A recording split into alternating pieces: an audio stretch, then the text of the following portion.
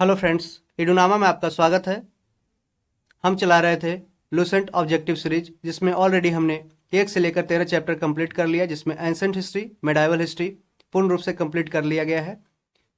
ये आने वाले आपके बिहार पुलिस, बिहार दरोगा और बिहार एसएससी एग्जाम के लिए काफ़ी इंपॉर्टेंट होगा, तो आप इसे पूर्ण रूप से वीडियो देखें और यदि आप चैनल पर पहली बार आए हैं तो इसे सब्सक्राइब कर लें। तो आइए हम स्टार्ट करते हैं। चैप्टर नंबर 14, यूरोपियों का आगमन। देखिए, पहला क्वेश्चन से शुरुआत करते हैं। पहला क्वेश्चन है सूची 1, जिसमें यूरोपियन व्यापारिक कंपनी है, उसका स्थापना वर्ष से मिलान करना है। तो पुर्तगाली ईस्ट इंडिया कंपनी की स्थापना कब हुई थी?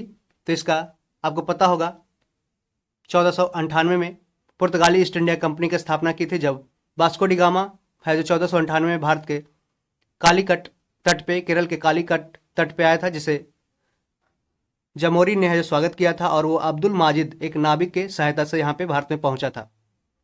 और ब्रिटिश ईस्ट इंडिया कंपनी की स्थापना 1600 ईस्वी में की गई थी। डच ईस्ट इंडिया कंपनी जो हॉलैंड की कंपनी है, इसे 1602 में स्थापना की गई थी, जबकि फ्रेंच ईस्ट इंडिया कंपनी जो 1664 में इसकी स्थापना की गई थी। याद रखिएगा, पुर्तगाली जो कंपनी है वो सबसे पहले भारत में आया था, सबसे अंत में है जो भारत से गया था। 1961 में है जो गोवा से हटाकर पुलिस एक्शन के द्वारा भारतीय सेना के द्वारा यहाँ से हटाया गया था।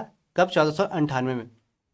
तो इस तरीके से याद कर लीजिएगा। पुर्तगाली कब यहाँ पे अपना ईस्ट इंडिया कंपनी पुर्तगाली का कब हुआ था? 1498 में। British 1600, Dutch East India company 1602, French East India company 1664 में।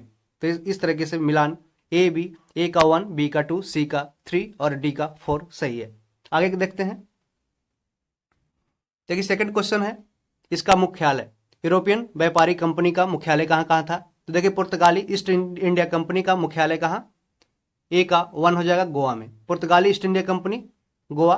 ब्रिटिश ईस्ट इंडिया कंपनी का जो हेडक्वार्टर था वो कलकत्ता में, जबकि डच ईस्ट इंडिया कंपनी जो हॉलैंड की कंपनी थी, इसका नागपट्टनम में था, जबकि फ्रेंच ईस्ट इंडिया कंपनी का जो हेडक्वार्टर था वो पौंडीचेरी में है। ठीक है, तो इस तरीके से याद रखें। पुर्तगाली का गोवा, ब्रिटिश का Calcutta, Dutch East India Company का Nagapattinam, French East India Company का पौंडीचेरी। याद रखें, फ्रेंच सबसे लास्ट में आया था, 1664 में आया था, पुर्तगाली जबकि 1498, ब्रिटिश 1600, डच है जो 1602 में। ठीक है, निम्नलिखित में से किस किस यूरोपीय व्यापारिक कंपनियों का मध्यकाल में भारत में आगमन हुआ था? देखिए, मध्यकाल में पूछ रहा है स्पेसिफिक, तो इसका आंसर हो जाएगा पुर्तगाली, British, Dutch, Danish, French, Flanders, Swedish. ये सारे कंपनी है जो, देखिए सारे ऑप्शन ही सही हो जाएंगे कि सारे का आगमन हुआ था मध्यकाल में, क्योंकि 1498 में है जो सबसे पहले पुर्तगाली आया था और 1664 में सबसे लास्ट में फ्रेंच आया था। वह पुर्तगाली कौन था जिसने गोवा पर अधिकार किया था? तो अल्फांसो डी अल्बुकर्क था जिसने गोवा पे है जो अधिकार किया था। भारत में ईस्ट इंडिया कंपनी का पहला गवर्नर जनरल कौन था? तो ये वारेन हेस्टिंग्स था। भारत में ईस्ट इंडिया कंपनी का पहला गवर्नर जनरल, देखिए पूछ रहा है कि भारत में ईस्ट इंडिया कंपनी का पहला गवर्नर जनरल कौन था? तो ये वारेन हेस्टिंग्स था। जबकि भारत में पूछेगा कि पहला भारत में गवर्नर जनरल ऑफ इंडिया कौन था? तो ये लॉर्ड विलियम बेंटिक था। और प्रथम वाइसराय कौन था? ये लॉर्ड कैनिंग था। ठीक है, इस तरीके से याद रखिएगा। छठा क्वेश्चन देखते हैं, निम्नलिखित में से किस यूरोपीय ने भारत में सबसे पहले अपना व्यापार फैलाया और प्रभावित किया था? तो पुर्तगाली ने सबसे पहले व्यापार फैलाया और इन्होंने प्रभावित किया था। 1498 में है जो वास्को डी गामा भारत के कालीकट, केरल के कालीकट तट पे जामोरिन राजा ने इसका स्वागत किया था, और ये अब्दुल माजिद नाबी की सहायता से यहाँ पहुंचा था, और ढेर सारे यहाँ पे मसालों का व्यापार यहाँ से करके ले गया था इंग्लैंड। ये पुर्तगाल में यूरोपीय कंपनी में जाके बेचा था। वर्ष 1498 ईस्वी में वास्को डी गामा भारत में कहाँ उतरा था? ये देखिए, कालीकट में उतरा था, जिसका स्वागत किया था जमोरी ने। कई बार क्वेश्चन पूछा भी गया है। वास्को डी गामा कहाँ का रहने वाला था? देखिए, ये ऑप्शन बहुत जगह पूछा भी गया है, कहाँ का? ये पुर्तगाल का था। ठीक है, वास्को डी गामा पुर्तगाल का। वह अंग्रेज जिसने सम्राट जहांगीर के दरबार में आकर भेंट किया था, ये सर टॉमस रो है जो सम्राट जहांगीर के दरबार में आकर भेंट किया था, सर टॉमस रो। अगला क्वेश्चन देखते हैं कि गोवा, दमन और दीव का उपनिवेशीकरण मूलतः किया गया था किसके द्वारा? ये पुर्तगालियों के द्वारा किया गया था। गोवा, दमन और दीव का उपनिवेशीकरण माने कोलोनाइजेशन किया गया था।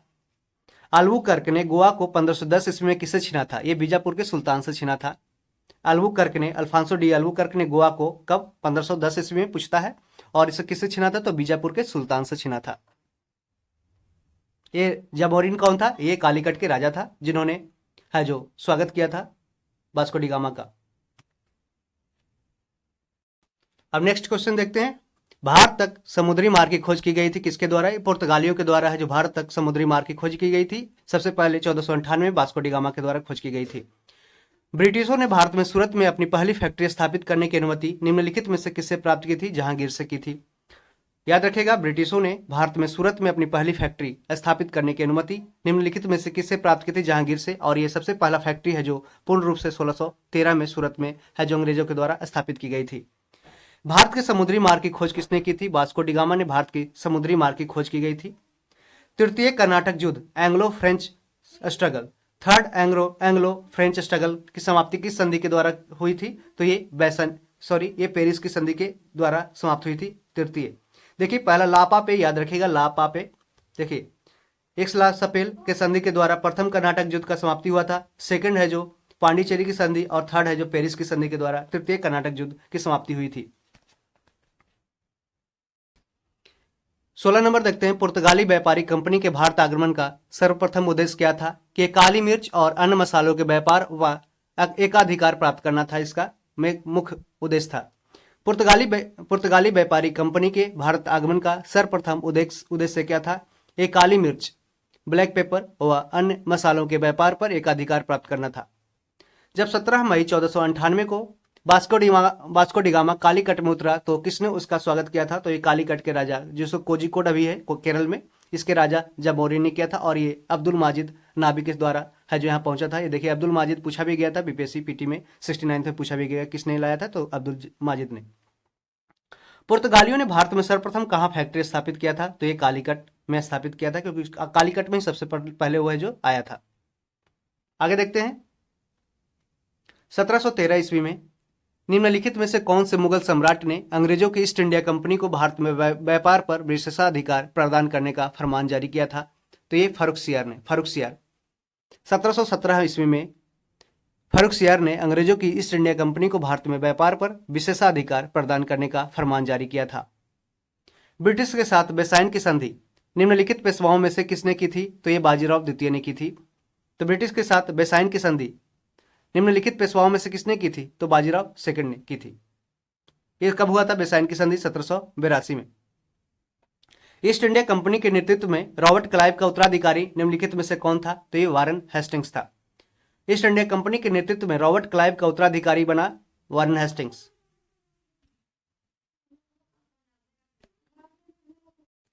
किस पुर्तगाली गवर्नर ने नीले पानी की नीति ब्लू वाटर पॉलिसी अपनाई थी, तो इसका आंसर हो जाएगा फ्रांसिस्को डी अल्मीडा ने। फ्रांसिस्को डी अल्मीडा ने नीले पानी की नीति ब्लू वाटर पॉलिसी, इसका मतलब क्या होता है कि जो भी अगर जहाज है जो अरेबियन सागर से गुजरेगी तो वहां पे सबसे पहले जो इंडिया में पहुंचेगी उसके से है जो टैक्स वसूला जाएगा, जिसे है जो ब्लू वाटर पॉलिसी, ये फ्रांसिस्को डी अल्मीडा ने ऐसा बनाया था। किसे भारत में पुर्तगाली साम्राज्य का वास्तविक संस्थापक कहा जाता है, तो अल्फांसो डी अल्बुकर्क को। भारत में पुर्तगाली साम्राज्य का वास्तविक संस्थापक अल्फांसो डी अल्बुकर्क, याद रखिएगा। और ये देखिए, फ्रांसिस्को डी अल्मीडा कौन है, ये ब्लू वाटर पॉलिसी अपनाया था। अल्बुकर्क ने बीजापुर के किस सुल्तान से गोवा को छीना था, तो ये 1510 ईस्वी में अल्बुकर्क ने बीजापुर के यूसुफ आदिल शाह से है जो गोवा को छीन लिया था। पुर्तगाली उपनिवेश का प्रथम गवर्नर भारत में कौन हुआ, फ्रांसिस्को डी अल्मेडा। पुर्तगाली उपनिवेश का प्रथम गवर्नर भारत में कौन हुआ था, फ्रांसिस्को डी अल्मेडा, जिसने ब्लू वाटर पॉलिसी अपनाया था। 26 नंबर क्वेश्चन देखते हैं कि निम्नलिखित में से किस अंग्रेज ने पुर्तगालियों को सौली या स्वाली के स्थान पर हराया था, तो थॉमस बेस्ट ने। थॉमस बेस्ट ने पुर्तगालियों को सौली या स्वाली के स्थान पर हराया था, थॉमस बेस्ट। ठीक है, इस तरीके से हमने है जो 26 नंबर क्वेश्चन कंप्लीट कर लिया है। 26, तो यदि आप चैनल पे पहली बार आए तो इसे सब्सक्राइब कर ले। आगे बढ़ते हैं, अब 27 नंबर क्वेश्चन देखते हैं।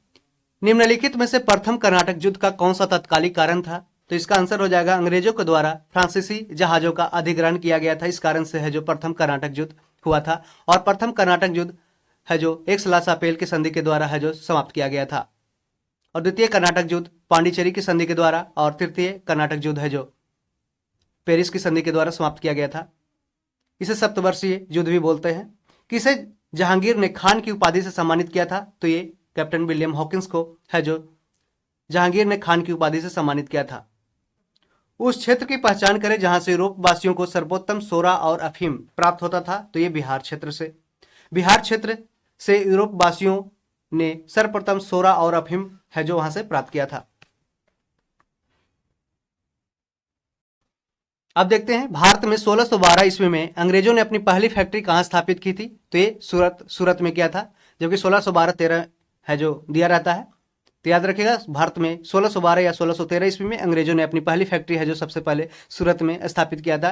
किसके आदेश पे? ये जहांगीर के ऑर्डर मिलने के बाद। निम्नलिखित में से जिस एक शासक ने ईस्ट इंडिया कंपनी को दीवानी प्रदान की थी वह कौन था? ये शाह आलम द्वितीय था। शाह आलम द्वितीय ने ईस्ट इंडिया कंपनी को दीवानी प्रदान की थी। ये कब हुआ था? ये इलाहाबाद के संधि आफ्टर बैटल ऑफ बक्सर जो 1764 में लड़ा गया, उसमें है जो अंग्रेजों ने विजय हासिल की। किसके खिलाफ? ये शाह आलम द्वितीय, मीर कासिम और ये नवाब शुजा-उद-दौला, लखनऊ के नवाब शुजा-उद-दौला को हरा करके है जो इलाहाबाद की संधि के द्वारा है जो ईस्ट इंडिया कंपनी को दीवानी प्रदान की गई थी। बंगाल का निम्नलिखित फैक्ट्रियों में से एक जो पुर्तगालियों द्वारा स्थापित की गई थी वह कौन था? ये हुगली था। तो बंगाल की निम्नलिखित फैक्ट्रियों में से एक हुगली है जो पुर्तगालियों के द्वारा स्थापित की गई थी। एक द्वीप पर निर्मित भारत का बड़ा नगर कौन है? तो ये मुंबई है। मुंबई एक द्वीप पर निर्मित भारत का बड़ा नगर है मुंबई। भारत में तंबाकू के प्रचलन का श्रेय किसे कहते हैं? ये किसे कहा गया है? ये पुर्तगालियों के द्वारा है जो भारत में सबसे पहले तंबाकू, याद रखिएगा, तंबाकू, आलू, मिर्चा, ये सब सारे है जो लाया गया किसके द्वारा? पुर्तगालियों के द्वारा। और याद रखें, अभी भारत में सबसे ज्यादा तंबाकू का उत्पादन कहां होता है? तो ये राजमुंदरी आंध्र प्रदेश में होता है। अब सूची 1 को सूची 2 से मिलाना है। एस्तादो द इंडिया है जो पुर्तगालियों के सामुद्रिक साम्राज्य का नाम था। एस्तादो द इंडिया, याद रखें, काफी इंपॉर्टेंट है। कार्टेज क्या होता था? ये कार्टेज पुर्तगालियों के द्वारा जारी किया जाने वाला पारपत्र या आज्ञा पत्र। ये देखिए, कार्टेज उसे बोलते थे। कार्टेज मतलब कि अभी के जैसे में टोकन उसे बोलते हैं, टोकन सिस्टम। इंक्विजिशन माने पुर्तगालियों द्वारा स्थापित धार्मिक न्यायाधिकरण को इंक्विजिशन बोलते हैं। प्रोटोगांडे क्या था? देखिए,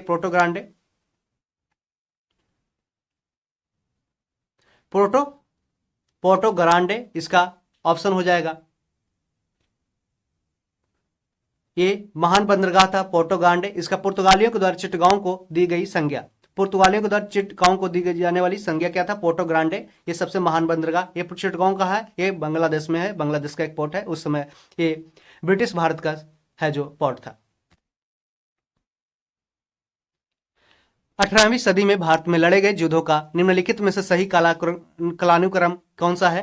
तो ये देखिए, अंबर युद्ध है, फिर उसके बाद प्लासी का युद्ध हुआ, बांडीवास का युद्ध हुआ, फिर बक्सर का युद्ध हुआ।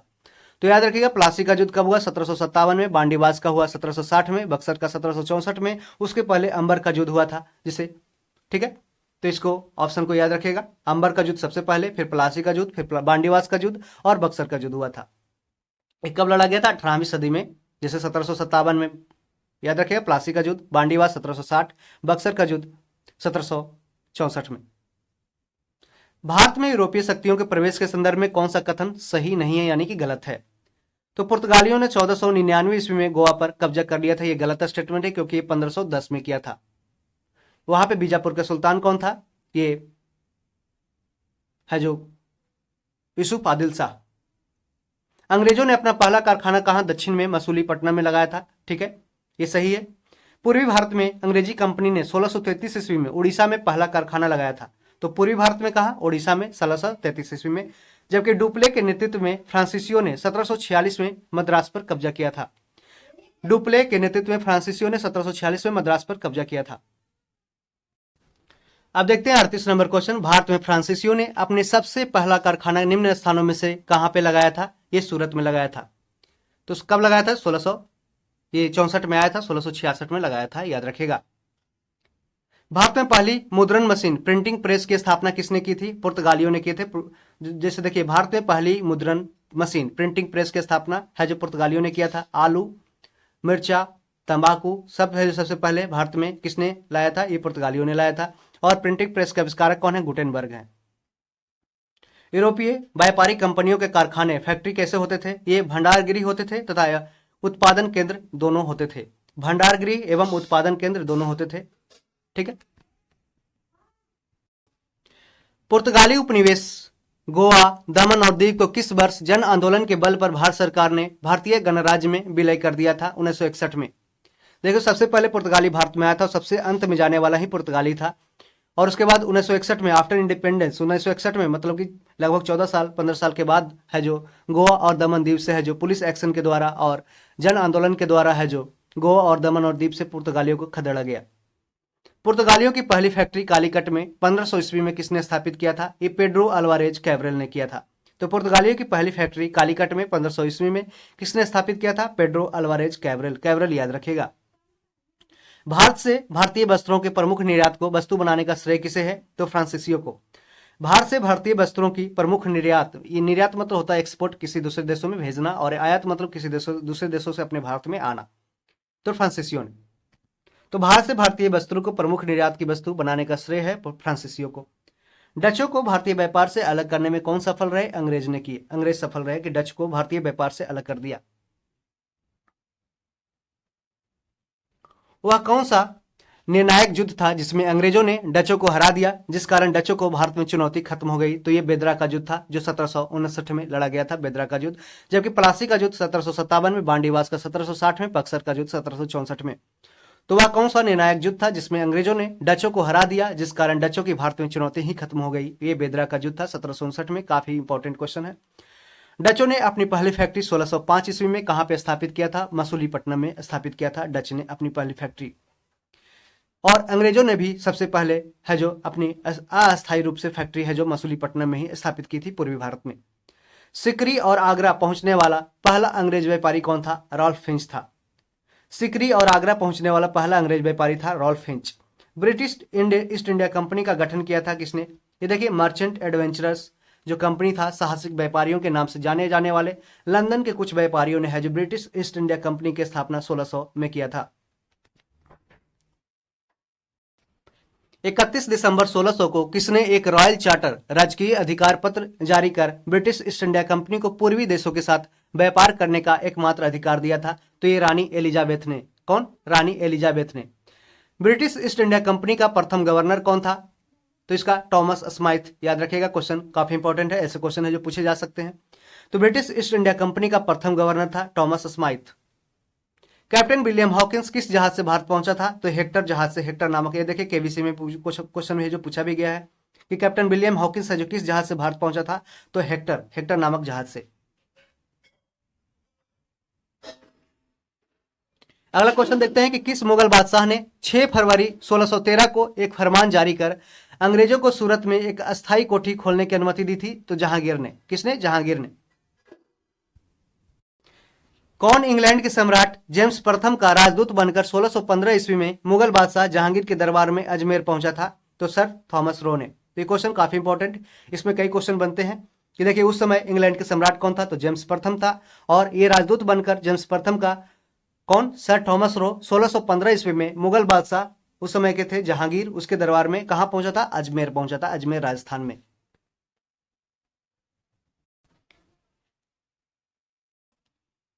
अब 54 नंबर क्वेश्चन देखते हैं।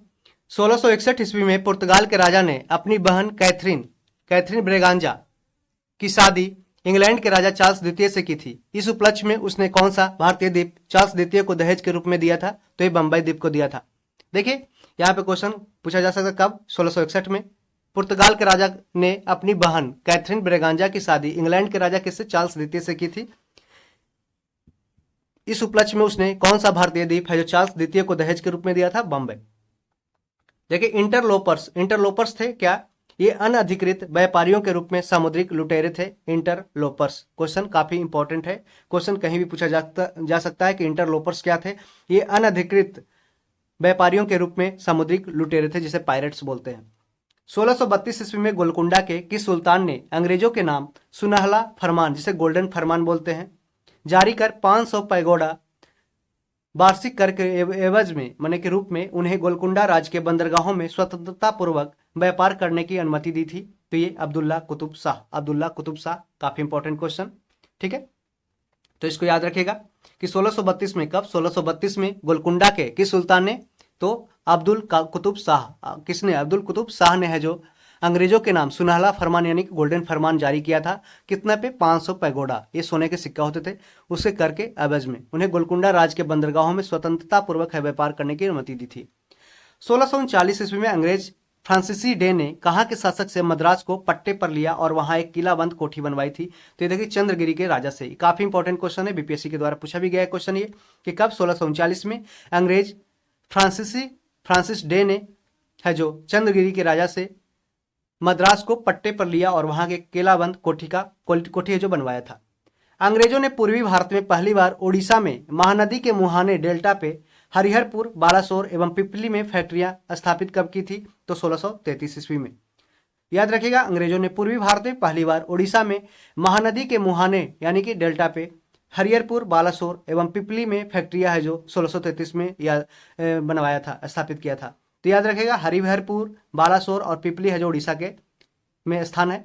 और देखिए डेल्टा है जो कहाँ बनता है, डेल्टा है जो हमेशा है जो बंगाल की खाड़ी की तरफ बनता है, और एस्चुअरी है जो उज्वार अनुद्मुख कहाँ बनता है, ये बंगाल की, ये अरेबियन सी में बनता है। अरेबियन सी में एस्चुअरी बनता है, नदियों के द्वारा बनाई जाती है, जैसे तापी, नर्मदा, ये सब नदियां हैं जो एस्चुअरी बनाता है, जबकि कृष्णा, गोदावरी, गंगा, ब्रह्मपुत्रा सारा है जो डेल्टा का निर्माण बंगाल की खाड़ी में करता है। शाहजहां के पुत्र एवं बंगाल के तत्कालीन सूबेदार शाह शुजा से ब्रिटिश कंपनी को निशान यानी कि शाहजादों द्वारा जारी आदेश पत्र कब प्राप्त हुआ था, जिसमें कंपनी को 3000 रुपया वार्षिक कर के बदले व्यापार का विशेष अधिकार मिला, 1651 ईस्वी में। शाहजहां के पुत्र और बंगाल के तत्कालीन सूबेदार उस समय शाह शुजा था, उससे ब्रिटिश कंपनी को निशान मतलब होता शाहजादों द्वारा जारी आदेश पत्र को निशान बोलते थे, वो कब प्राप्त हुआ था, जिसमें कंपनी को 3000 रुपये वार्षिक कर के बदले व्यापार का विशेष अधिकार मिला, 1651 ईस्वी में। किसने 1680 ईस्वी में एक फरमान जारी कर अंग्रेजों पर चुंगी की दर 2% से बढ़ाकर 3.5% कर दिया था, तो ये औरंगजेब ने किया था, 1680 में एक फरमान के द्वारा अंग्रेजों पर चुंगी की दर है 2% से बढ़ाकर 3.5% कर दिया था औरंगजेब ने। औरंगजेब का काल है जो 1658 से 1707 तक, और 1707 में इसकी मृत्यु के बाद है जो इसका जो मतलब कि जो साम्राज्य चल रहा था वो धीरे धीरे है जो बिखरता चला गया। किस बादशाह के आदेश पर मुगल सेना ने 1686 ईस्वी में हुगली पर आक्रमण कर अंग्रेजों को निकाल बाहर कर दिया, तो ये औरंगजेब ने किया था। किस बादशाह के आदेश पर मुगल सेना ने 1686 में हुगली पर आक्रमण, कहां पे, हुगली पर आक्रमण कर अंग्रेजों को निकाल बाहर किया, औरंगजेब ने। 1658 से 1707 तक कोई भी काम होगा उसको याद रखेगा, 1658 से 1707 तक ये अंग्रेज करेगा, ठीक है, तो ये इसे याद रखेगा पीरियड से। किस मुगल बादशाह ने अंग्रेजों से 1.5 लाख रुपए मुआवजे के तौर पर वसूल किया था, तो ये औरंगजेब ने किया था। किसने, औरंगजेब ने है जो अंग्रेजों से 1.5 लाख रुपए मुआवजा के तौर पर वसूल किया था। अंग्रेजों को सुल्तानाती, कालीकता एवं गोविंदपुर नामक 3 गांवों को जिम्मेदारी खरीदने की अनुमति देने वाला बंगाल का मुगल सूबेदार कौन था, अजीम उस शान था, अजीम उस शान। देखिए कलकत्ता जो अभी शहर है कोलकाता, उसका निर्माण सुल्तानाती, कालीकता एवं गोविंदपुर नामक 3 गांवों की है जो मिलाने से हुआ था। और उस समय जो इसका अनुमति खरीदने की अनुमति है जो देने वाला बंगाल का मुगल सूबेदार कौन था, अजीम उस शान था, अजीम उस शान। अंग्रेजों ने सुल्तानाती, कालीकता एवं गोविंदपुर की जिम्मेदारी कितने में खरीदी थी, तो ये देखिए मात्र 1200 रुपया में खरीदी थी। उस समय के 1200 रुपये काफी ज्यादा थी। भारत में ब्रिटिश उपनिवेशवाद के दौरान नए शहरों का प्रादुर्भाव हुआ, निर्माण हुआ। कलकत्ता जो अब कोलकाता है उन प्रथम शहरों में से एक था। निम्नलिखित में से कौन से गांवों से मिलकर कलकत्ता शहर बना था, तो ये देखिए अभी हम लोग पढ़े, सुल्तानाती, कालीकता और गोविंदपुर नामक 3 गांवों से मिलाकर है जो कोलकाता शहर का निर्माण किया गया। 30 सितंबर 1716 को मुगल बादशाह फर्रुखसियार द्वारा ब्रिटिश कंपनी के नाम जारी फरमान के संबंध में क्या सही है, तो ये देखिए कब, 30 सितंबर 1716 को मुगल बादशाह फर्रुखसियार द्वारा ब्रिटिश कंपनी के नाम जारी फरमान के संबंध में क्या सही है, तो यह स्टेटमेंट देखिए कि इसके द्वारा कंपनी को केवल 3000 रुपया के वार्षिक खराज पर निःशुल्क व्यापार करने का अधिकार मिला। इसके द्वारा कलकत्ता के आसपास के गांवों को किराए पर खरीदने की अनुमति मिली। इसके द्वारा बंगाल के शाही मुद्रणालय में सिक्का ढालने की अनुमति मिली थी। तो ये सारे स्टेटमेंट है जो तीनों स्टेटमेंट सही दिया गया है। ठीक है, याद रखिएगा। किसके द्वारा जारी फरमान को अंग्रेज ऑर्म ने बंगाल में ब्रिटिश व्यापार का मैग्ना कार्टा बनाया था? तो ये फर्रुखसियार द्वारा जारी फरमान को, किसके द्वारा? फर्रुखसियार के द्वारा जारी फरमान को है जो अंग्रेज ऑर्म ने है जो बंगाल में ब्रिटिश व्यापार का मैग्ना कार्टा बनाया था। निम्नलिखित में से कौन अंग्रेज जहांगीर के समय में भारत नहीं आया था? निम्नलिखित में से कौन अंग्रेज जहांगीर के समय में भारत नहीं आया था? तो इसका आंसर हो जाएगा रॉल्फ फिंच हो जाएगा, जबकि टॉमस रो, विलियम हॉकिंस और पादरी एडवर्ड टेरी ये तीनों है जो जहांगीर के समय में भारत आया था, जबकि रॉल्फ फिंच है जो नहीं आया था। अब देखते हैं अगला क्वेश्चन। इसमें मिलान करना है कि कौन अंग्रेज यात्री था और किस मुगल बादशाह के समय आया था। तो जॉन मिल्टन हॉल ये अकबर के समय आया था। जॉन मिल्टन हॉल से अकबर याद रखेगा, हॉल अकबर के समय में आया था। विलियम हॉकिंस है जो जहांगीर के समय में आया था, और जबकि सरमैन है जो फर्रुखसियार के समय आया था। बंगाल में अंग्रेजों की कंपनी के बारे में किसने कहा था? यह एक कुत्सित या नीच झगड़ालू लोगों और बेईमान व्यापारियों की कंपनी है। तो इसे शाइस्ता खान ने कहा था ऐसा। तो बंगाल में अंग्रेजों की कंपनी के बारे में शाइस्ता खान ने कहा था कि यह एक कुत्सित या नीच या झगड़ालू लोगों और बेईमान व्यापारियों की कंपनी है। शाइस्ता खान ने ऐसा कहा था। आप सुमेलित करना है। देखिए फोर्ट विलियम ये कहाँ पे है? ये कोलकाता में है। फोर्ट गेल्ड्रिया ये पुलिकट में है। फोर्ट गुस्ताबुस ये चिंसुरा में है फोर्ट गुस्ताबुस, जबकि फोर्ट लुई कहाँ है? पौंडीचेरी में है। फोर्ट लुई पौंडीचेरी ये काफी इंपॉर्टेंट है, याद रखिएगा। Fort William Calcutta, Fort Geldria Pulicat, Fort Gustavus Chinsura, जबकि फोर्ट लुई पौंडीचेरी में। 72 नंबर क्वेश्चन देखते हैं। फ्रांसिस मार्टिन ने बीजापुर के सुल्तान सिकंदर आदिल शाह के अधीनस्थ बालीकोंडापुरम के मुस्लिम सूबेदार शेर खान लोदी से पड्डुचेरी नामक एक छोटा सा गांव प्राप्त किया। मार्टिन ने पड्डुचेरी का विकास किसके रूप में किया था? ये पांडिचेरी के रूप में किया था, पांडिचेरी के रूप में किया था। फ्रांसीसियों को चंद्रनगर बस्ती किसने भेंट की थी? तो इसे शाइस्ता खान ने किया था। तो फ्रांसीसियों को चंद्रनगर बस्ती है जो शाइस्ता खान के द्वारा भेंट के रूप में दी गई थी। मुगल बादशाह ने किसे नवाब की पदवी प्रदान की? तो डुप्ले ने किया था। मुगल बादशाह ने डुप्ले को नवाब की पदवी प्रदान की थी। डुप्ले के संबंध में क्या सही दिया गया है ये देखते हैं। वह पहला व्यक्ति था जिसने भारत में यूरोपीय साम्राज्य उपनिवेश की नींव रखी थी। यह स्टेटमेंट सही है। उसने पहली बार यूरोपीय सेना को भारतीय राज दरबार में भारतीय खर्च पर नियुक्त करवाया था। यह भी स्टेटमेंट सही है। उसने मतलब कि डुप्ले ने पहली बार वे हथकंडे प्रयोग किए जो भारत को जीतने के लिए अंग्रेजों के मार्गदर्शक बने थे। तो ये तीनों स्टेटमेंट है जो सही है। ठीक है। अब पांडिचेरी के गवर्नर जनरल बनने के पूर्व डुप्ले कहाँ का गवर्नर नियुक्त किया गया था? तो ये चंद्रनगर का किया गया था। पांडिचेरी के गवर्नर जनरल बनने के पहले डुप्ले है जो कहाँ का गवर्नर था? ये चंद्रनगर का था। डुप्ले के बाद पांडिचेरी का गवर्नर जनरल कौन बना था? गोडेहू बना था। गोडेहू याद रखेगा। डुप्ले के बाद पांडिचेरी का गवर्नर जनरल गोडेहू बनाया गया था। 78 नंबर क्वेश्चन देखते हैं। फ्रांसीसियों के पतन का कारण क्या था? देखिए अंग्रेजों की नौसैनिक श्रेष्ठता और एवं भारत के बाहर अंग्रेजों से व्यापारिक प्रतिद्वंदिता ये था इसका एक कारण। फ्रांसीसी सरकार के समर्थन का अभाव, यहाँ पे फ्रांसीसी सरकार उसको समर्थन ज्यादा नहीं करता था जितना अंग्रेजों ने किया था। फ्रांसीसी कंपनी का दुर्बल संगठन था, इसका जो ऑर्गेनाइजेशन था वो वीक पड़ गया था। इसलिए तीनों स्टेटमेंट है जो सही है कि फ्रांसीसियों के सारे प्रमुख कारण थे। फ्रांसीसियों के पतन के कारण ये तीनों स्टेटमेंट सही है। निम्नलिखित में से कौन सा युद्ध निर्णायक युद्ध था जिसमें फ्रांसीसी हार गए और अंग्रेजों की सर्वोच्चता स्थापित हो गई? तो ये बांडीवास का युद्ध जो 1760 में हुआ था और ये पेरिस की संधि के द्वारा इसे समाप्त किया गया था। ये थर्ड कर्नाटक युद्ध हुआ था। कौन सा युद्ध यूरोपीय आंग्ल फ्रांसीसी युद्ध का विस्तार नहीं था? तो ये द्वितीय कर्नाटक युद्ध है जो यूरोपीय आंग्ल फ्रांसीसी युद्ध का विस्तार नहीं था। बाकी प्रथम कर्नाटक युद्ध, तृतीय कर्नाटक युद्ध ये दोनों विस्तार था, क्योंकि ये ऑस्ट्रिया और जो यूरोप में जो युद्ध चल रहा है ऑस्ट्रिया के उत्तराधिकार के लिए, वो इसके लिए प्रथम कर्नाटक युद्ध और तृतीय कर्नाटक युद्ध वहां पे लड़ा गया था। पहला 1746 से 48 और एक्सला-सापेल के संधि के द्वारा इसे समाप्त किया गया था, और सेकंड है जो कर्नाटक युद्ध ये 1749 से 54 में लड़ा गया था और ये पांडिचेरी की संधि के द्वारा है जो समाप्त किया गया था। ये ऑरकोट क्षेत्र के लिए लड़ा गया था। जबकि तृतीय कर्नाटक युद्ध 1758 से 63 तक लड़ा गया था, जिसे सप्तवर्षीय युद्ध भी बोलते हैं। ठीक है, और इसको पेरिस की संधि के द्वारा है जो समाप्त किया गया था। देखते हैं प्रथम कर्नाटक युद्ध की समाप्ति किस संधि से हुई थी। तो एला सापेल की संधि से प्रथम कर्नाटक युद्ध की समाप्ति हुई थी। गुडेहू की संधि या पांडिचेरी की संधि 1754 से कौन सा युद्ध समाप्त हुआ था। तो ये पांडिचेरी की संधि को ही गुडेहू की संधि भी बोलते हैं। तो इसके द्वारा द्वितीय कर्नाटक युद्ध जो 1749 से 54 तक लड़ा गया था। बांडीवास के युद्ध 1760 में अंग्रेजों का नेतृत्व किसने किया था। तो सर आयरकुट ने है जो बांडीवास के युद्ध में अंग्रेजों का नेतृत्व किया था, जो 1760 में लड़ा गया था। कर्नाटक का तृतीय युद्ध किस संधि के फलस्वरूप समाप्त हुआ था। तो पेरिस की संधि के द्वारा समाप्त किया गया था कर्नाटक का तृतीय युद्ध। फ्रांस की सरकार ने किस वर्ष भारत स्थित फ्रांसीसी बस्तियों का अधिकार भारत सरकार को सौंप दिया था। 1954 ईस्वी में। तो फ्रांस की सरकार ने 1954 में भारत स्थित जितनी भी फ्रांसीसी बस्ती था उसका अधिकार है जो भारत सरकार को सौंप दिया था।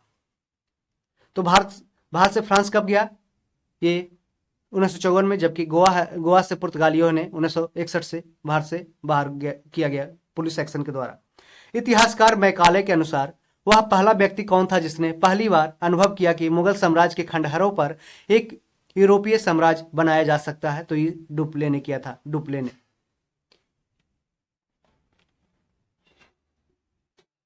किस यूरोपीय शक्ति ने भारतीय व्यापार में समय समय पर प्रवेश किया था। तो ये किस समय पर प्रवेश किया था। तो ये देखिए, पहला पुर्तगाली सबसे पहले 1498 में, उसके बाद अंग्रेज आया 1600 में, डच 1602 में, उसके बाद फ्रांसीसी 1664 में भारतीय व्यापार में समय समय पर प्रवेश किया था। 88 नंबर क्वेश्चन देखते हैं। निम्नलिखित यूरोपियनों में से कौन सा एक स्वतंत्रता पूर्व भारत में व्यापारी के रूप में सबसे अंत में आया था। तो ये फ्रांसीसी आया था। कब, 1664 में आया था, और 1666 में सूरत में अपना पहली फैक्ट्री स्थापित किया था। और सबसे अंत में जाने वाला कौन था, ये पुर्तगाली था, जबकि फ्रांसीसी है जो 1954 में गया था, जबकि पुर्तगाली 1961 में गोवा से गया था। भारत का बादशाह उस समय कौन था जब ब्रिटेन की ईस्ट इंडिया कंपनी की स्थापना हुई थी। उस समय अकबर था, क्योंकि अकबर का शासनकाल था 1556 से लेकर 1605 तक, 1556 से 1605 तक। और इसके बाद है जो जहांगीर है जो भारत का है जो बादशाह बना था। 17वीं सदी, देखिए 17वीं सदी के दौरान दक्षिण भारत में यूरोपीय व्यापारिक कंपनियों की सफलता के लिए निम्नलिखित में से कौन से कारण थे। तो इसका दक्षिण में मुगल उतनी तादाद में नहीं थे जितनी उत्तर में था। तो मुगल है जो पूरी रूप से मतलब बहुमत रूप से है जो उत्तर भारत में राज कर रहा था, जबकि दक्षिण में उतनी उसकी तादाद में जनसंख्या नहीं थी। विजयनगर राज्य 16वीं सदी के अंत में उखाड़ फेंका गया। तो विजयनगर साम्राज्य की है जो अंत हुआ था कब, 1565 में, राक्षस तागड़ी के युद्ध यानी कि तालीकोटा के युद्ध में है जो बहमनी राज्य के साथ युद्ध होने पे विजयनगर साम्राज्य का अंत हो गया था। विजयनगर की राजधानी कहाँ था, हम्पी, और ये तुंगभद्रा नदी के किनारे बसा हुआ है, याद रखिएगा। दक्षिण में अनेक छोटे और कमजोर राज थे। ये भी स्टेटमेंट सही है कि बहुत सारे राज थे, उसमें छोटे छोटे राज थे। तो इसका तीनों स्टेटमेंट है जो सही दिया गया है 17वीं सदी के दौरान। 15 अगस्त 1947 के बाद भी भारत का कौन सा भाग पुर्तगाल के अधीन बना रहा। तो ये गोवा रहा। और 1961 में, कब, 1961 में है जो पुलिस एक्शन के द्वारा या जन आंदोलन के द्वारा है जो वहां से गोवा से पुर्तगाल को वहां से हटा दिया गया और भारत सरकार में विलय कर दिया गया। ठीक है। सिक्किम को है जो 36वां संविधान संशोधन 1975 के द्वारा है जो पूर्ण रूप से भारत में है जो राज्य बना दिया गया। 92 नंबर क्वेश्चन देखते हैं कि पांडिचेरी जो अभी वर्तमान में पुडुचेरी है उसके संदर्भ में निम्नलिखित कथनों पर विचार करना है। देखिए पांडिचेरी के ही समीप है अरिकामेडु। अरिकामेडु कभी कभी पूछ सकता है कि अरिकामेडु का संबंध क्या है। तो ये पांडिचेरी से संबंध है, याद रखेगा। सीडीएस में भी क्वेश्चन ऐसा पूछा गया है। पांडिचेरी पर कब्जा करने वाली पहली यूरोपीय शक्ति कौन थी। ये फ्रांसीसी थी। ये स्टेटमेंट सही है कि पांडिचेरी पर कब्जा करने वाली पहली यूरोपीय शक्ति फ्रांसीसी था। यह स्टेटमेंट सही है। पांडिचेरी पर कब्जा करने वाली दूसरी यूरोपीय शक्ति पुर्तगाली था। यह स्टेटमेंट गलत है। जबकि अंग्रेजों ने कभी पांडिचेरी पर कब्जा नहीं किया था, ऐसा गलत है, क्योंकि अंग्रेज ने पांडिचेरी को भी जीता था। तो स्टेटमेंट दोनों 2 और 3 गलत है, जबकि 1 है जो करेक्ट है। तो केवल 1 है जो स्टेटमेंट सही है। लंदन में ब्रिटिश ईस्ट इंडिया कंपनी के गठन के समय भारत का निम्नलिखित में से कौन सा बादशाह था। तो ये अकबर था। तो लंदन में जिस समय ब्रिटिश ईस्ट इंडिया कंपनी की स्थापना की गई थी 31 दिसंबर 1600 को, उस समय भारत में अकबर का है जो राज चल रहा था। अकबर 1556 से 1605 तक शासन किया था। और जब वो भारत आया था ब्रिटिश ईस्ट इंडिया कंपनी, तो उस समय जहांगीर है जो 1605 से है जो राज कर रहा था।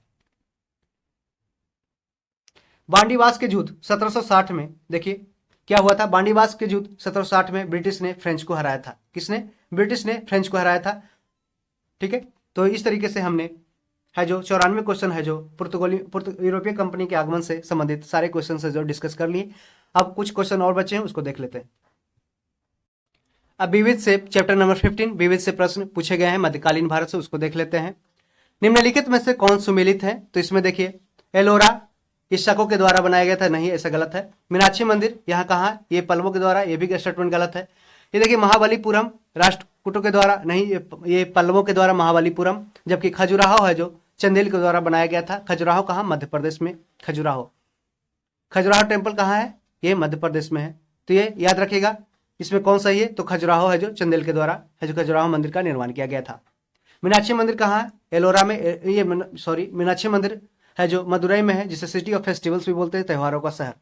एलोरा ये औरंगाबाद में है। अजंता औरंगाबाद महाराष्ट्र में। महाबलीपुरम ये तमिलनाडु। देखिए इसे पल्लवों ने बनाया था। बड़ा इमाम बाड़ा कहाँ स्थित है? ये लखनऊ में स्थित है। बड़ा इमाम बाड़ा कहाँ? लखनऊ में। ठीक है। पटना में गोलघर, आगरा में ताजमहल, इलाहाबाद में प्रयाग प्रशस्ति है जो ये समुद्रगुप्त के द्वारा है, जो समुद्रगुप्त के बारे में लिखा गया है हरिश्चंद्र के द्वारा। तीसरा नंबर क्वेश्चन देखते हैं। किस राजपूत शासक ने जीच मोहम्मद शाही नामक आंकड़ों का समूह बनाया जिससे लोग खगोल संबंधी अवलोकन कर सके? तो ये जयपुर के राजा, ये कौन है? सवाई जयसिंह। सवाई जयसिंह आमेर के राजा हैं, सवाई जयसिंह। इन्होंने जीच मोहम्मद शाही नामक आंकड़ों का समूह बनाया था जिससे लोग है जो खगोल संबंधी अवलोकन कर सकते था, और उन्होंने है जो जंतर मंतर भी बनाया था सवाई जयसिंह ने। हवा महल कहाँ स्थित है? ये जयपुर में हवा महल स्थित है। हवा महल। प्रसिद्ध चेतक घोड़ा किससे संबंधित है? तो ये आपको पता होगा, राणा प्रताप। प्रसिद्ध चेतक घोड़ा है जो राणा प्रताप। और हल्दी घाटी का युद्ध कब हुआ था? 1576 में हुआ था। राणा प्रताप और ये अकबर के बीच हुआ था, जिसमें अकबर है जो विजयी रहा था। निम्नलिखित युद्ध भूमियों को उनके सही राज्यों के साथ जोड़ियां बनाना है। तो हल्दी घाटी ये कहाँ? ये राजस्थान। पानीपत हरियाणा। बक्सर बिहार में है। पलासी पश्चिम बंगाल। याद रखिएगा, हल्दी घाटी कहाँ? राजस्थान। पानीपत हरियाणा। बक्सर बिहार। पलासी पश्चिम बंगाल। हल्दी घाटी का युद्ध लड़ा गया था अकबर और महाराणा प्रताप के बीच में, अकबर विजय हासिल किया था। तो हल्दी घाटी का युद्ध 1576 में लड़ा गया। पानीपत का युद्ध 1526 में प्रथम युद्ध अकबर और इब्राहिम लोदी के बीच, बाबर और इब्राहिम लोदी के बीच, जिसमें बाबर है जो इब्राहिम लोदी को बुरी तरीके से हराया था, और बाबर पहली बार है जो युद्ध में तुलुगमा पद्धति का उपयोग किया था। पानीपत का द्वितीय युद्ध है जो 1556 में अकबर और हेमू के बीच लड़ा गया। अकबर है जिसमें विजयी रहा, हेमू की पराजय हुई। और तीसरा युद्ध पानीपत का 1761 में अफगानों और मराठों के बीच हुआ, जिसमें अफगान है जो विजयी रहा, और मराठों का है जो भारत में साम्राज्य है जो पूरी तरीके से एक छत्र राज करने का सपना है जो टूटकर बिखर गया। बक्सर का युद्ध 1764 में लड़ा गया। ये एक तरफ मीर कासिम और नवाब आलम शाह द्वितीय और नवाब सुजाउद्दौला, अवध के नवाब सुजाउद्दौला, तीनों है जो एक साथ, और अंग्रेज सेना एक तरफ है जो लड़ाई लड़ा था। ठीक है, जिसमें अंग्रेजों की जीत हुई थी। प्लासी का युद्ध 1757 में अंग्रेज के नवाब सिराजुद्दौला और रॉबर्ट क्लाइव के बीच हुआ था। अंग्रेजी सेना का नेतृत्व रॉबर्ट क्लाइव ने किया था, जिसमें है जो ये षड्यंत्र के द्वारा है जो युद्ध है जो अंग्रेजों ने जीत लिया था। तो इस तरीके से याद रखिएगा युद्ध की सीरीज। ठीक, अगला स्टेटमेंट देखते हैं। निम्नलिखित में कथनों में से कौन सा कथन 8वीं सदी के संत शंकराचार्य के बारे में सही नहीं है? तो उन्होंने प्रयाग को तीर्थराज नाम दिया, यह स्टेटमेंट गलत है। ठीक है, सही नहीं पूछ रहा है। उन्होंने भारत के विभिन्न क्षेत्रों में 4 धाम स्थापित किसने किया था? तो ये 4 धाम है जो शंकराचार्य ने स्थापित किया था। ऐसे क्वेश्चन, सिंगल क्वेश्चन भी पूछे जा सकते हैं।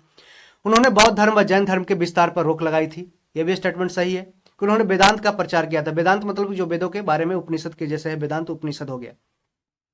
तो स्टेटमेंट 1, 2 और 3 सही है, जबकि स्टेटमेंट 3 है जो गलत है। तो शंकराचार्य ने ऐसा नहीं किया था कि उन्होंने प्रयाग को तीर्थराज बना दिया। ठीक है, निम्नलिखित में से किसने दिल्ली में खगोलीय वेधशाला, जिसे जंतर मंतर कहते हैं, बनवाई थी? तो ये जयसिंह द्वितीय ने बनवाया था। जयसिंह द्वितीय ने। गोविंद महल जो हिंदू वास्तुकला का अप्रतिम उदाहरण है कहाँ पे स्थित है? ये दतिया में स्थित है, दतिया में। याद रखिए, गोविंद महल जो हिंदू वास्तुकला का अप्रतिम माने अनोखा उदाहरण है वो स्थित है दतिया में। निम्नलिखित को कालक्रम अनुसार व्यवस्थित करना है एवं सही उत्तर है जो नीचे दिए गए कोट की सहायता से ढूंढना है। तो पहले पद्मिनी, उसके बाद दुर्गावती, फिर अहिल्याबाई और फिर चौथा ताराबाई।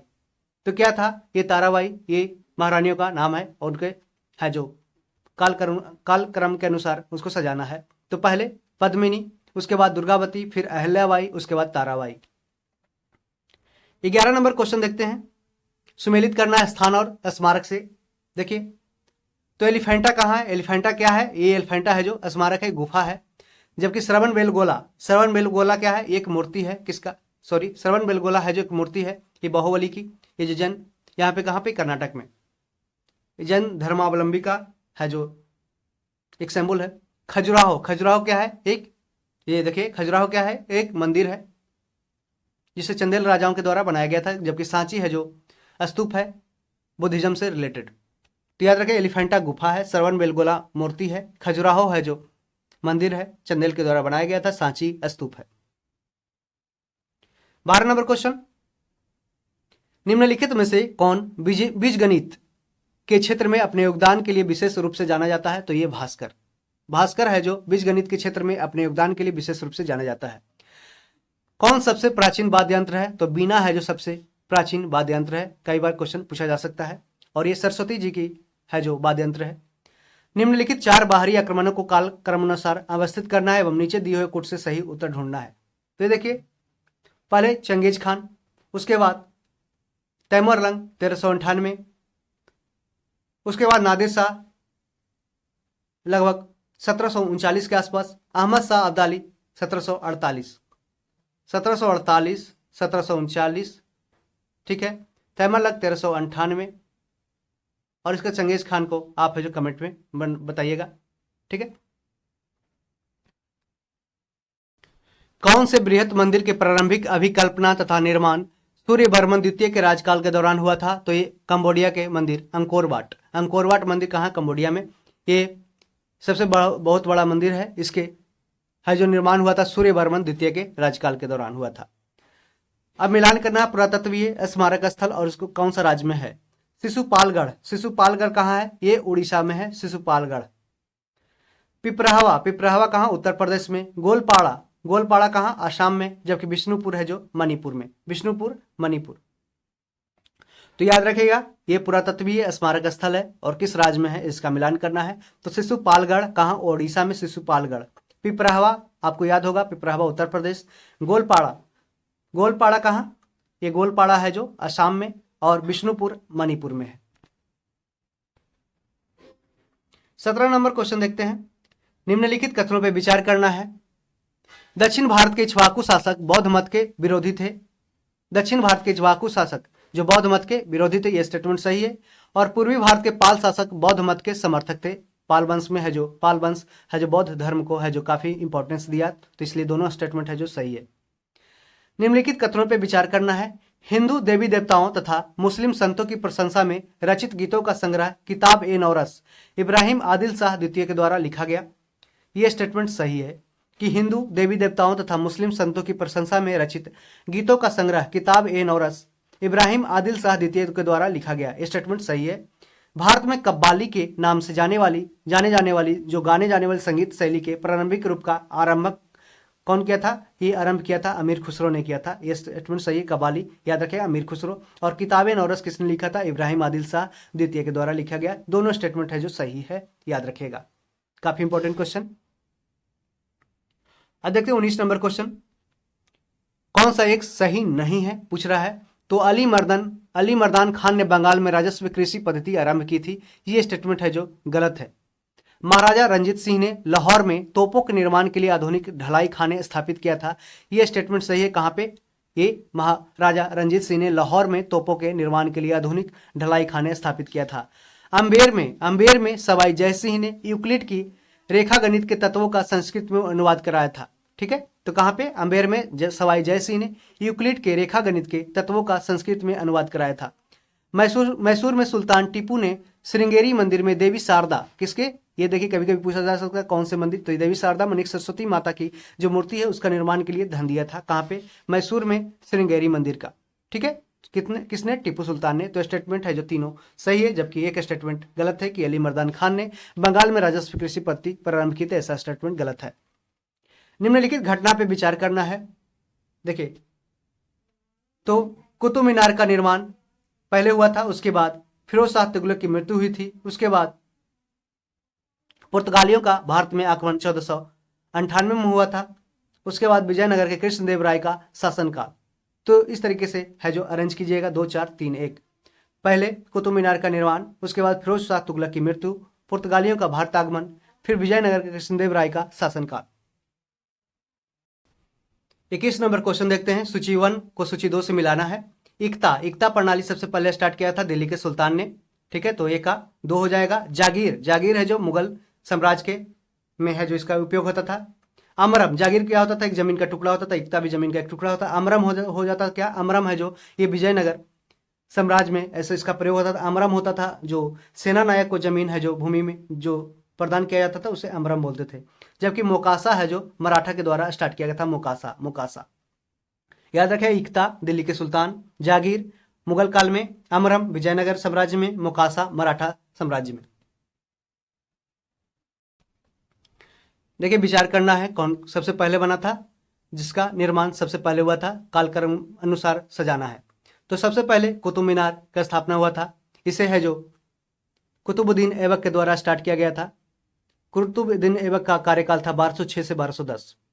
उसके बाद तुगलकाबाद किला, उसके बाद लोधी गार्डन, उसके बाद फतेहपुर सिकरी। ठीक है, तो 3 1 2 4 स्टेटमेंट हो जाएगा 3 1 2 4। सूची 1 को सूची 2 के साथ मिलान करना है। 1556 ईस्वी, देखिए 1556 ईस्वी में क्या हुआ था।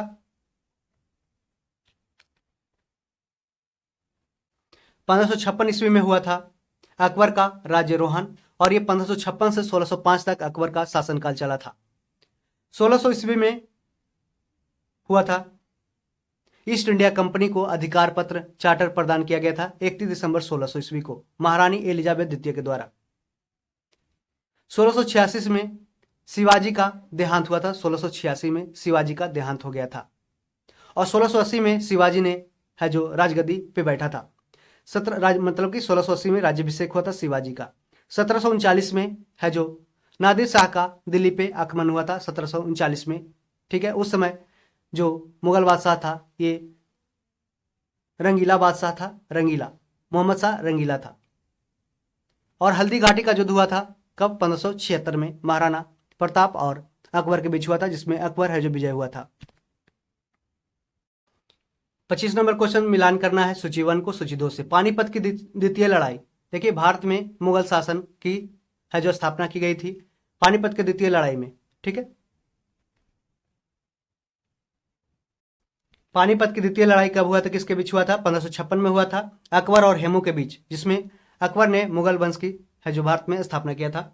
ठीक है, तराइन की द्वितीय लड़ाई 1192 में हुआ था, जिसमें मोहम्मद गोरी ने है जो पृथ्वीराज चौहान को बुरी तरीके से हराया था, और उसमें उसने हराकर भारत में तुर्की शासन की स्थापना किया था। तालीकोटा की लड़ाई 1565 में लड़ा गया था, बहमनी साम्राज्य और विजयनगर साम्राज्य का बीच हुआ था, जिसमें विजयनगर साम्राज्य का उसमें पतन हो गया था। प्लासी की लड़ाई है जो 1757 में हुआ था, जिसमें भारत में ब्रिटिश शासन की है जो प्रारंभ हो गई थी। ठीक है, तो प्लासी की लड़ाई कब हुआ था, 1757 में। नवाब सिराजुद्दौला की इसमें हार हुई थी एक षड्यंत्र के दौरान। फिर मीर जाफर को है जो वहां का नवाब बनाया गया बंगाल का। निम्नलिखित में से कौन सा एक युग्म सही सुमेलित है, तो ये अमरावती बौद्ध स्तूप कहाँ है, ये आंध्र प्रदेश में है। ठीक है, अमरावती कहाँ, आंध्र प्रदेश में, स्टेटमेंट सही है। विक्रमशिला मठ कहाँ है, ये बिहार में है, बिहार के भागलपुर में। उदयगिरी गुफा कहाँ है, ये ओडिशा में है, उदयगिरी। ठीक है, और ये स्टेटमेंट गलत है। हेमकुंड कहाँ है, हिमाचल प्रदेश में नहीं है। सूर्य मंदिर स्थित कहाँ पे है, ये कोणार्क में सूर्य मंदिर है, जिसे ब्लैक पैगोडा भी बोलते हैं, ब्लैक पैगोडा। सूर्य मंदिर कहाँ, कोणार्क में। सूची 1 को सूची 2 से मिलाना है। स्मारक और उसके निर्माता, अलाई दरवाजा दिल्ली में है, अलाई दरवाजा दिल्ली में, इसको किसने निर्माण किया था? ये अलाउद्दीन खिलजी के द्वारा मतलब निर्माण किया गया था। अलाई दरवाजा कहाँ? अलाई से अलाउद्दीन याद रखिएगा। बुलंद दरवाजा फतेहपुर सिकरी, जिसे अकबर के द्वारा है जो आफ्टर जो गुजरात अभियान मतलब गुजरात के जीतने के बाद है जो अकबर के द्वारा ये बनाया गया था बुलंद दरवाजा। मोती मस्जिद ये आगरा में है, इसके शाहजहां के द्वारा है जो बनवाया गया था आगरा में मोती मस्जिद। ताजमहल भी आगरा में शाहजहां के द्वारा बनवाया गया था। मोती मस्जिद दिल्ली में है जो किसके द्वारा? औरंगजेब के द्वारा है जो बनाया गया, औरंगजेब के द्वारा मोती मस्जिद, जबकि मोती मस्जिद आगरा में शाहजहां, मोती मस्जिद दिल्ली में औरंगजेब। पृथ्वीराज विजय का लेखक कौन था? तो इसका लेखक है जैनक। जैनक याद रखिएगा, पृथ्वीराज विजय का लेखक, पृथ्वीराज विजय का लेखक जैनक। जबकि पृथ्वीराज रासो का चंद्र बरदाई। ठीक है। नागर, द्राविड़ और बेसर क्या है? तो ये भारतीय मंदिर वास्तुकला के 3 मुख्य शैलियां हैं। कौन? नागर, द्राविड़ और बेसर। नागर क्या है? नॉर्थ इंडिया का टेम्पल स्ट्रक्चर, जबकि द्राविड़ है जो साउथ इंडिया का, और बेसर है जो सेंट्रल इंडिया का है जो टेम्पल स्ट्रक्चर है। ठीक है। तो इस तरीके से हमने पूरे लगभग 130 क्वेश्चन का है जो डिस्कशन किया। ये काफ़ी आपके लिए फ़ायदेमंद साबित होगा आने वाले एग्जाम के लिए। जैसे बिहार पुलिस अभी फिर से एग्जाम होने वाली है, उसके लिए काफ़ी इंपॉर्टेंट रहेगा। बिहार दरोगा और बिहार एसएससी के लिए वन लाइनर जो क्वेश्चन फॉर्मेट 1 डे एग्जाम में, सारे एग्जाम में ऐसे क्वेश्चन है जो बनाए जाते हैं। तो इस तरीके से अगर वीडियो आपको पसंद आया तो आप है जो आगे आने वाले वीडियो के नोटिफिकेशन के लिए आप है जो इस चैनल को सब्सक्राइब कर लें, बेल आइकन दबा लें और दोस्तों में से शेयर कर दें। धन्यवाद। आगे वीडियो जारी रहेगा। Thank you.